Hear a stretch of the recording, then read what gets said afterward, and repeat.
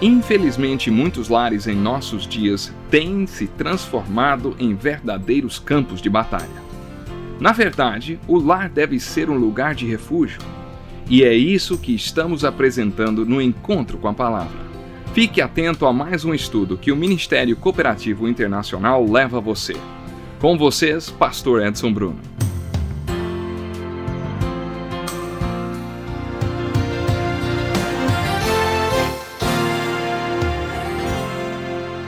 Que momento especial esse de estarmos juntos para mais um programa Encontro com a Palavra.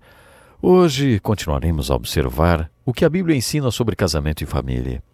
Continuando a falar sobre o que pode interferir na comunicação no casamento, veremos os fatores psicológicos e a interferência deles na comunicação do casal. Na lista que foi feita a partir dos problemas que os casais enfrentam, aparecem muitas coisas. Se o seu parceiro está deprimido ou é muito nervoso, como eu era no início do meu casamento, a comunicação entre vocês ficará prejudicada. Um dos parceiros pode projetar no outro a raiva que tem de si mesmo. Lemos na Bíblia que isso foi o que aconteceu com Caim.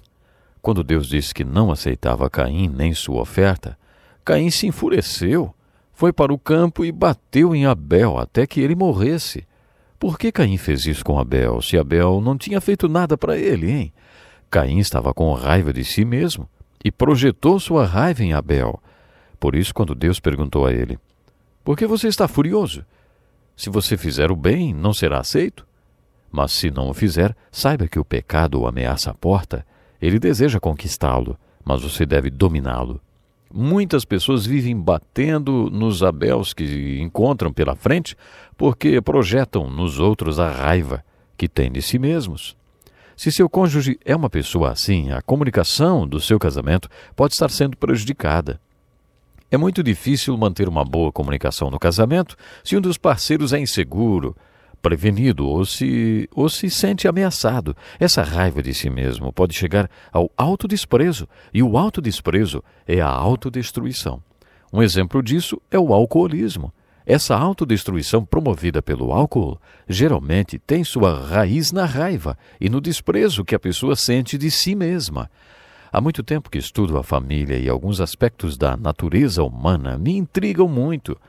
Aquelas pessoas autodestrutivas chegam a ofender aqueles que tentam se aproximar e ser seus amigos. Depois que a pessoa se afasta, eles dizem: "Tá vendo só? Mais um aí que acha que eu não tenho valor nenhum." Já conheci algumas pessoas assim. Uma vez conheci uma senhora e fiz um trato com Deus que iria ser persistente em amá-la.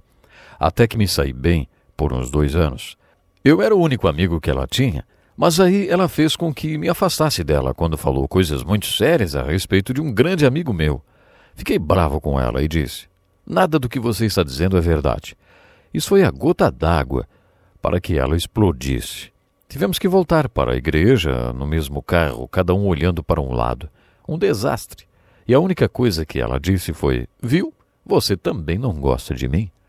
Se você tem esse tipo de problema com seu cônjuge, se enfrenta essa paranoia e detecta esses problemas psicológicos, então vocês precisam de ajuda. A relação de vocês estará prejudicada até que a pessoa busque ajuda. A parceria fica doente quando um dos parceiros está doente. Existem alguns trechos na Bíblia que poderão ajudar você a conviver com uma pessoa com esse tipo de problema. Ouça esses conselhos que o apóstolo Paulo deu em sua segunda carta a Timóteo, capítulo 2. Evite as controvérsias tolas e inúteis, pois você sabe que acabam em brigas. Ao servo do Senhor não convém brigar, mas sim ser amável para com todos, apto para ensinar, paciente. Deve corrigir com mansidão os que se lhe opõem, na esperança de que Deus lhes conceda o arrependimento, levando ao conhecimento da verdade, para que assim voltem à sobriedade e escapem da armadilha do diabo, que os aprisionou para fazerem a sua vontade. Pode ser que você esteja casado com uma dessas pessoas difíceis de se conviver. Ela foi aprisionada por Satanás e você não consegue libertá-la. Só Deus consegue. O que você pode fazer é manter o fruto do Espírito mencionado nesse texto: amabilidade, mansidão e paciência. O fruto do Espírito através do qual você vai deixar a porta aberta para Deus agir e fechada para o diabo.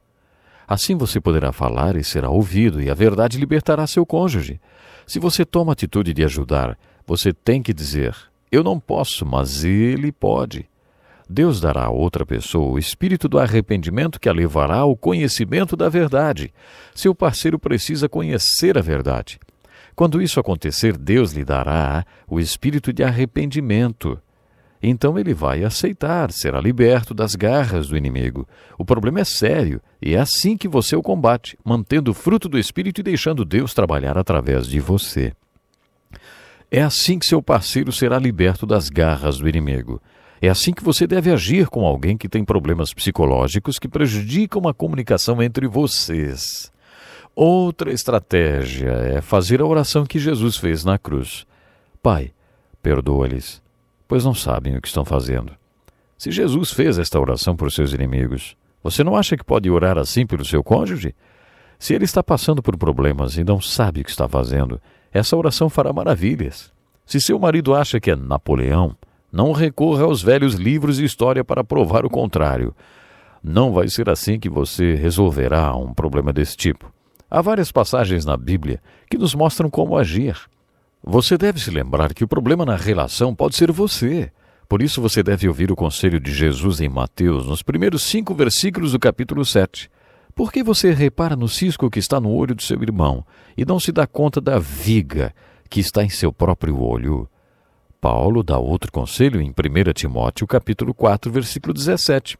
Atente bem para a sua própria vida e para a doutrina, perseverando nesses deveres, pois agindo assim, você salvará a si mesmo quanto aos que o ouvem.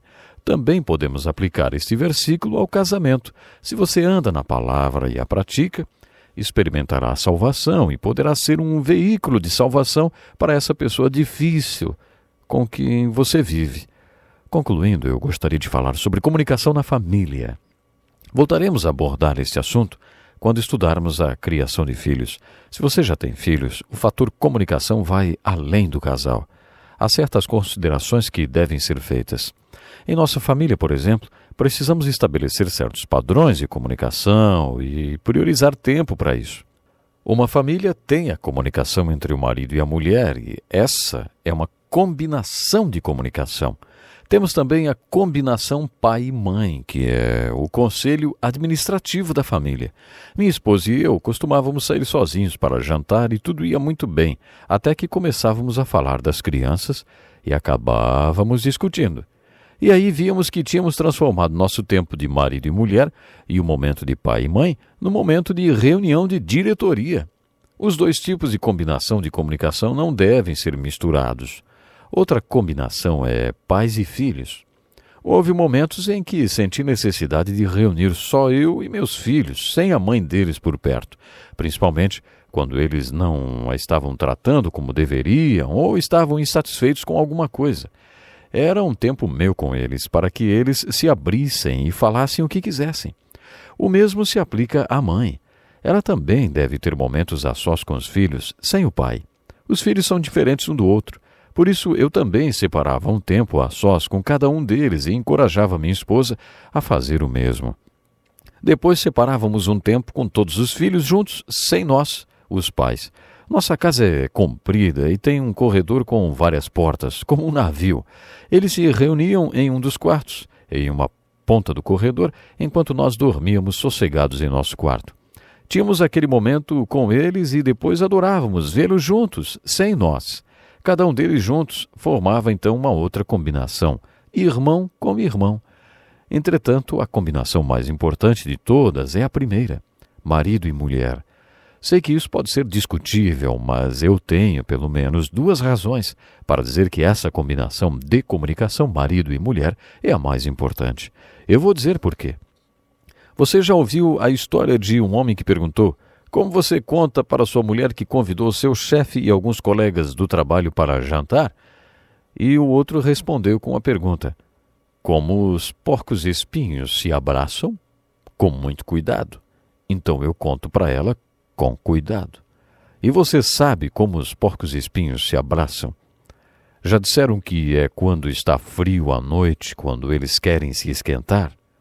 Eles precisam tomar cuidado para que um não espete o outro. É assim com a comunicação. A comunicação é um processo de enviar e receber. Não consiste apenas no envio, mas também em como é recebida. Muitas vezes é preciso ter coragem para se comunicar, porque você pode se espetar. Você precisa escolher entre se afastar ou talvez arriscar e se aproximar, e então ser espetado. Podemos dividir o curso normal da vida em 3 partes. Como uma torta, passamos 1/3 da vida sendo cuidados pelos nossos pais. Outro terço, passamos cuidando de nossos filhos junto com o nosso cônjuge. E depois, há mais 1/3 que passamos quando o nosso ninho já está vazio. Isso quer dizer que você passará 2/3 da sua vida com seu cônjuge.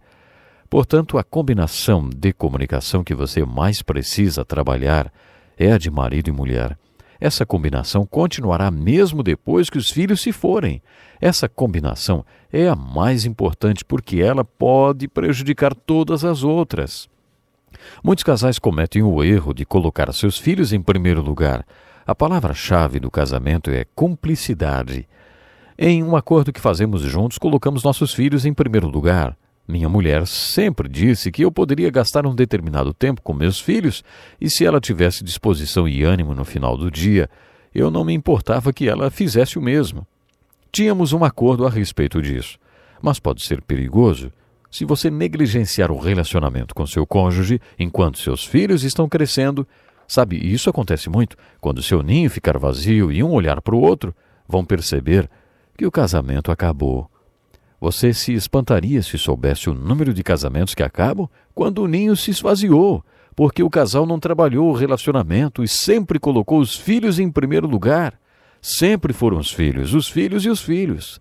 E agora que os filhos se foram, o casal não tem mais um relacionamento. É por isso que é muito importante trabalhar o casamento. E nós já dissemos desde o começo, a comunicação fornece a ferramenta necessária para você trabalhar o casamento. Por isso você deve centralizar-se na comunicação. É muito difícil fortalecer esses elos que nos fazem um. Quando há certa incompatibilidade, por exemplo, um tem QI de 140 e o outro 85, não há nada que mude. Falamos sobre aceitar e há várias coisas que você simplesmente tem que aceitar. Mas a comunicação pode ajudar, se é isso que você quer. Há muitos livros e informações sobre o assunto. Se você trabalhar a comunicação do relacionamento, poderá adquirir as ferramentas necessárias para trabalhar o relacionamento. Há outros tópicos sobre comunicação e família que eu ainda não mencionei, mas que serão abordados no nosso próximo estudo. Portanto, gostaria de compartilhar com você. Lhe espero para o próximo programa. Até lá. Louvamos a Deus pela vida do Dr. Dick Woodward e Pastor Edson Bruno. Escreva para o Encontro com a Palavra, Caixa Postal 2011, CEP 89-201-970, Joinville, Santa Catarina. Ou Encontro com a Palavra, @desfrutedeus.com. Até o nosso próximo programa. Que Deus lhe abençoe.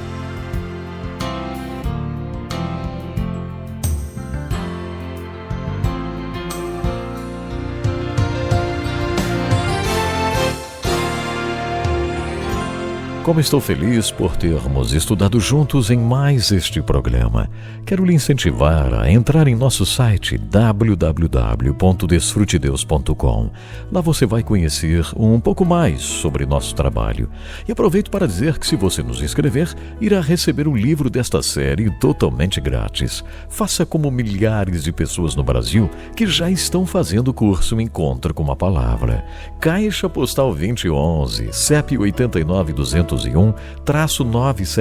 Joinville, Santa Catarina. Ou Encontro com a Palavra, @desfrutedeus.com.